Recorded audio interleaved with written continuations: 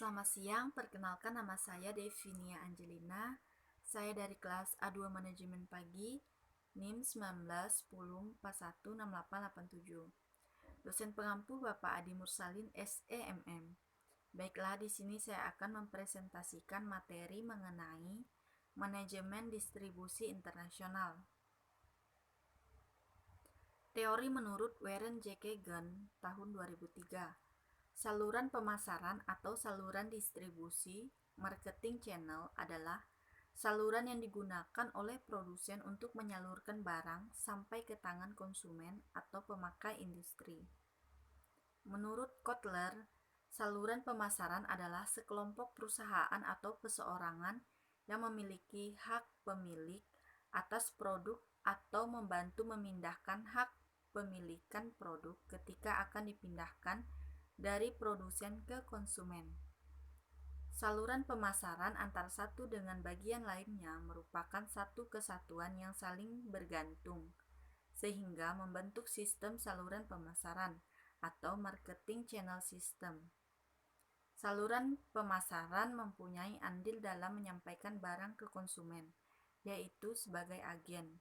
Bagaimana perantara pemasaran bernegosiasi atas barang milik produsen dengan konsumen. A. Anggota saluran distribusi internasional.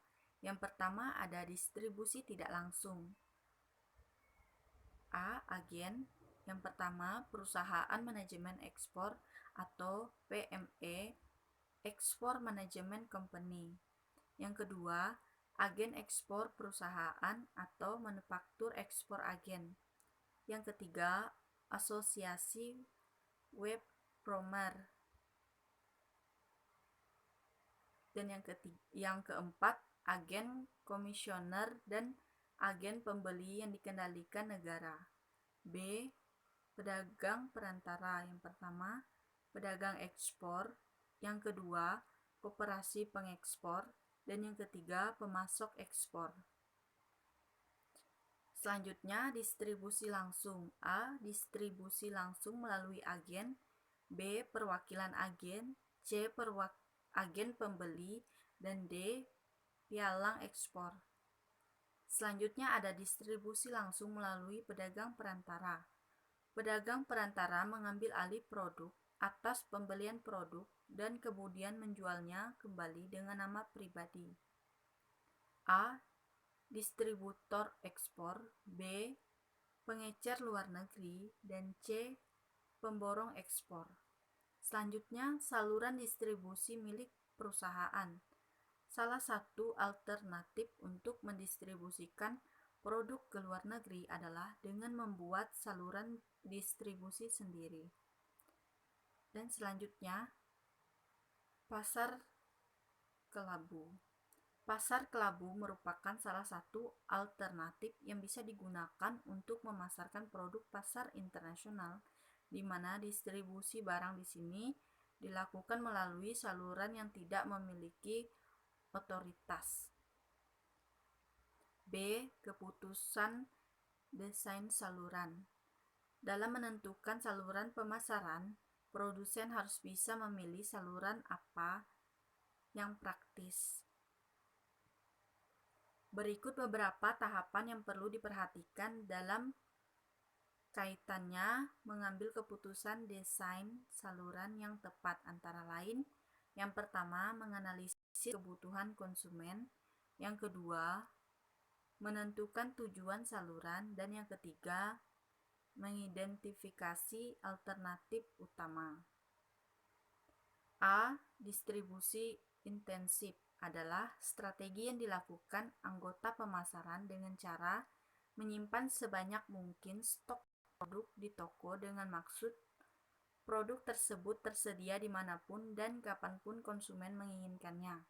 B. Distribusi eksklusif adalah strategi di mana perusahaan sengaja membatasi jumlah pengantara menangani produk. Dan C. Distribusi selektif, yaitu penggunaan lebih dari satu, tetapi tidak keseluruhan perantara yang mau menjadi produk perusahaan. Yang keempat, mengevaluasi alternatif utama. Dan yang kelima, memelihara anggota saluran. Ada 4 kriteria yang dapat digunakan untuk menentukan anggota saluran pemasaran internasional. Antara lain, A. Kekuatan keuangan. Perusahaan membutuhkan tenggang waktu yang cukup lama untuk mencapai tahap kedewasaan dalam pemasaran internasional. B. Jaringan dan hubungan yang baik. Di berbagai negara, kegiatan bisnis dijalankan berdasarkan hubungan pribadi. Dan C. Komitmen dengan bisnis lain. Perusahaan harus mengumpulkan informasi mengenai anggota saluran pemasaran internasional tentang komitmen anggota pemasaran dengan bisnis lain. Yang keenam, pengendalian anggota saluran. A.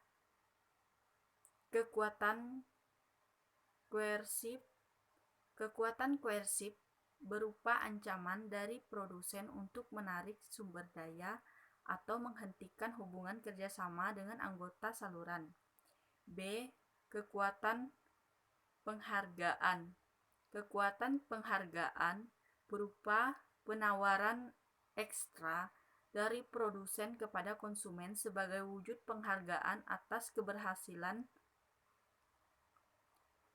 melakukan fungsi tertentu. C. Kekuatan resmi. Kekuatan resmi ini berupa kontrak yang dibuat produsen untuk anggota saluran bahwa produsen adalah pimpinan yang resmi. Dan D. Kekuatan acuan.